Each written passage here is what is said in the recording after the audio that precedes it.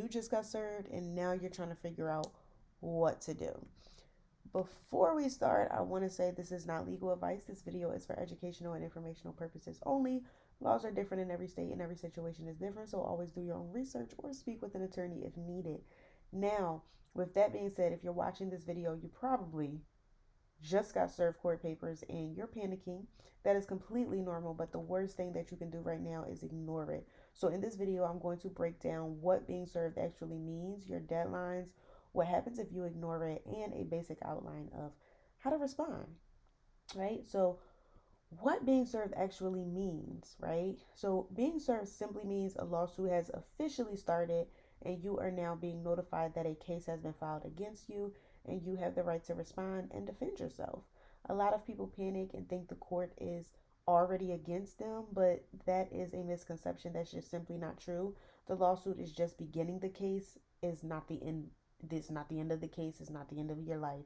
It doesn't mean you've lost already. Okay? Deadlines to respond. This is very important. When you get served, you have a limited number of days to respond. The number of days depend on your state, but usually it's somewhere between 14 and 30 days. So the clock usually starts the day you were served, not the day you opened the papers and not the day you just felt like reading them, because that's what a lot of people do. It starts when what the court deems is actually served, and sometimes it can even be through certified mail. So depending on your court system, depending on where the court where the lawsuit was filed at, check those rules and check if you were properly served, because that can actually get the case thrown out if you weren't properly served.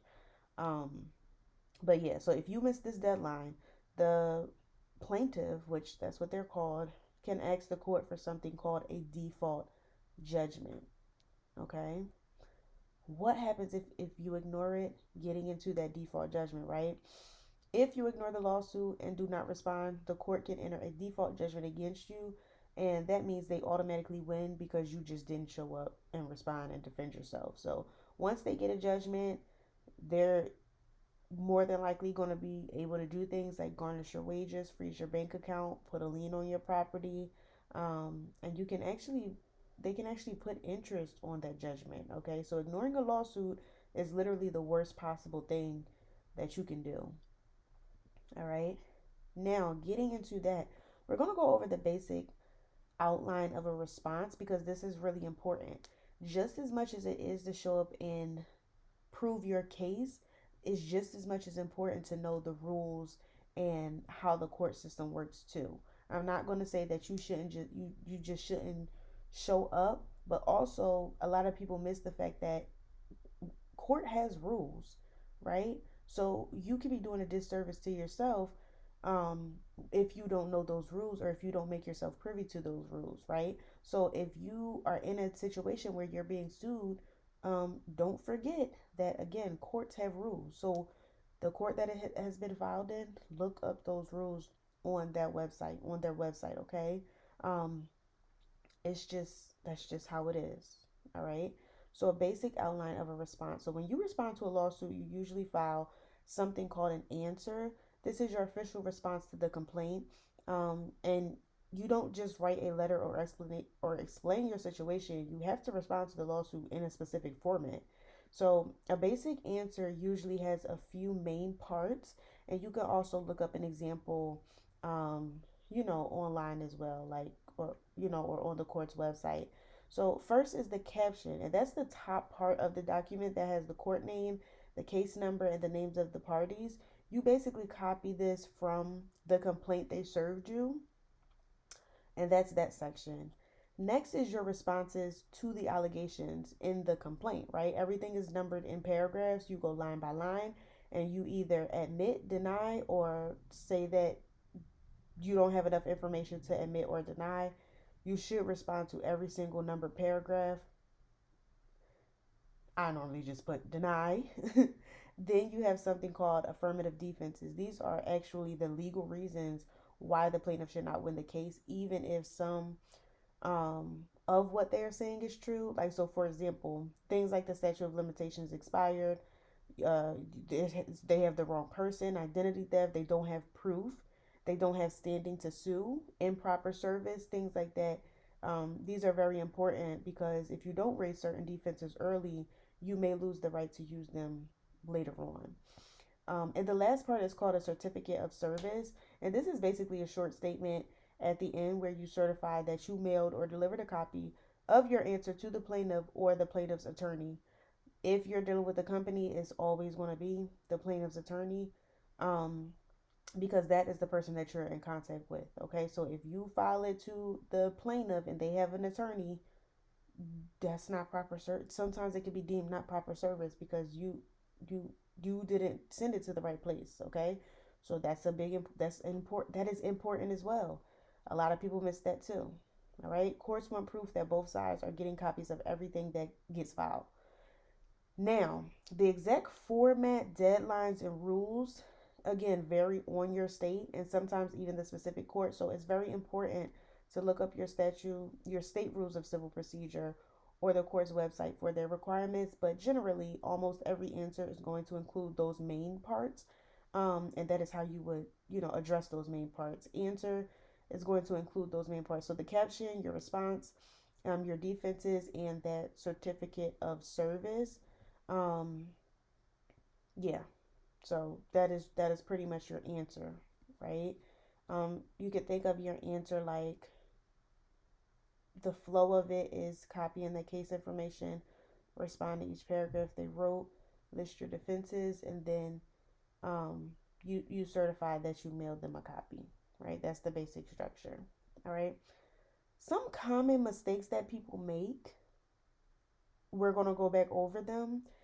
Ignoring the lawsuit, missing the deadline, calling the debt collector instead of responding to court. That is one big thing that a lot of people do. They try to call and get information, and then now the debt collector has them on the phone, and they will lie.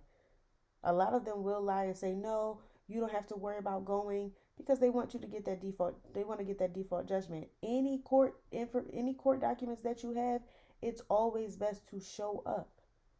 It's always best to just show up. Even if a debt collector, you're in communication with them and they say, oh, no, you don't have to show up. We'll give you more time to handle. Show up to the court date. I don't know why people still listen to these debt collectors. Admitting too much in their answer, that's another big one.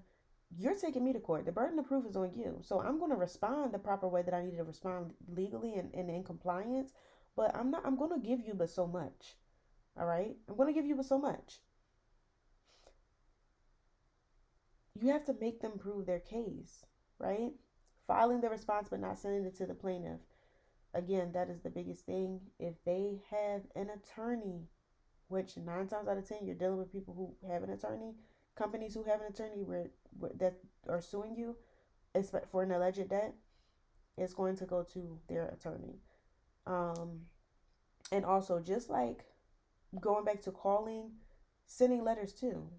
A lot of people think that, oh, I'm going to ask for debt validation now that I'm being sued. No, we've already passed that. I know I was talking to one client, and I don't know. This is why sometimes I take calls out my on my bio, and sometimes I don't, because sometimes they can be draining. So what he was trying to explain to me was that, but they already failed to, you know, validate the debt. They didn't validate the debt. So how is the lawsuit prop? That is for them to fight in court. We're at the court stage already. You can forget the debt validation letters. Simple.